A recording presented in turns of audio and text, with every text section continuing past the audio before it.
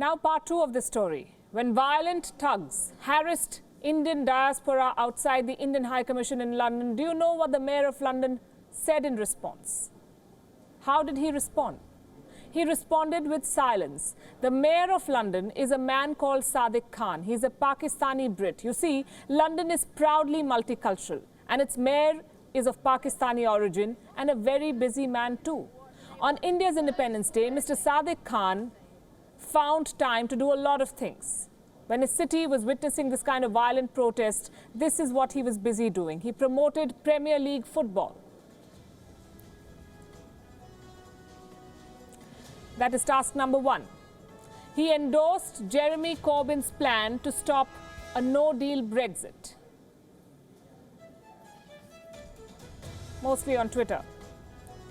Sadiq Khan then went to campaign, he campaigned to build a national Holocaust memorial. Task number 4, he highlighted the contribution of the Somali community in London, and then he hailed the efforts of the Metropolitan Police to keep London safe. Irony laughed at itself with the last point there.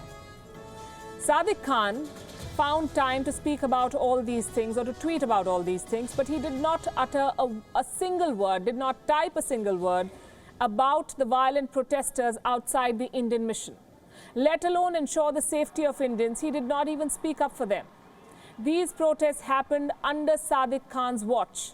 The Pakistani origin social democrat who is identified as a savvy, soft leftist Labour, a former human rights lawyer to boot, and all of this branding is fine, but he failed to keep the people of London free from threats of violence. He failed in his primary job, and we're inclined to believe that this failure was by design, and that he will not be pulled up for this. He's a Labour leader, Sadiq Khan. Look at the Labour Party's position on Kashmir in India. The party chief is openly biased. The party chief is Jeremy Corbyn. He recently tweeted about the Kashmir issue. Let me quote from that tweet. The situation in Kashmir is deeply disturbing. Human rights abuses taking place are unacceptable. The rights of the Kashmiri people must be respected and the UN resolutions implemented. Now, Jeremy Corbyn is telling the world what should be done with Kashmir. He says UN resolutions, quote-unquote, must be implemented. He says that he is, quote-unquote, sure that human rights abuses are taking place. It's as if Jeremy Corbyn knows what's happening in Kashmir, sitting in the comfort of London. It's not surprising that Corbyn is trying to preach. He tends to do that. What is surprising is the timing.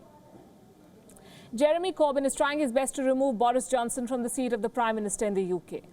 And there has not been much traction, but he looks likely to at least become a candidate for the Prime Ministerial post.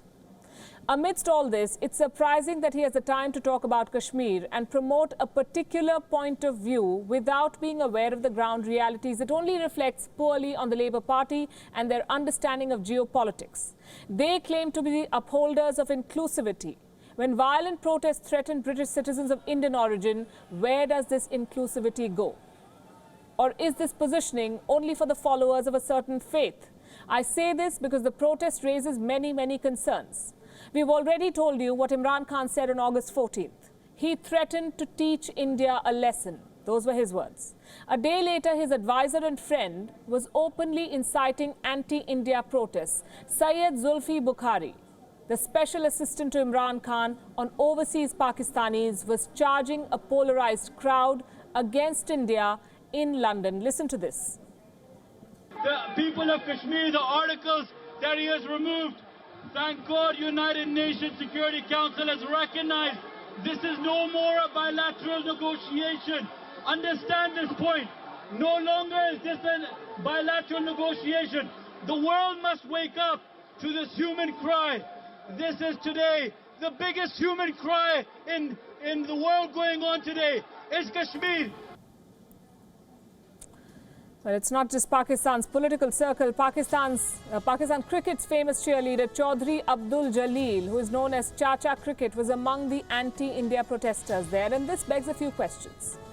Why is London becoming the battleground? What about the safety of people of Indian origin celebrating an Independence Day outside the High Commission?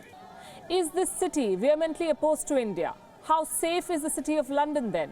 Leaders like Jeremy Corbyn and Sadiq Khan Are they opposed to the sovereignty of India? Do they indirectly promote such attacks on Indian integrity? Will the Mayor of London condone such attempts to create an environment of fear for the people of Indian origin? Is this just cheap vote bank politics and Islamist appeasement? And we say this with very good reason. The percentage of people from the Islamic community in London is significant. But this political appeasement might cost London dear. It may undermine ties with India, and that's something that England can ill afford, especially after Brexit.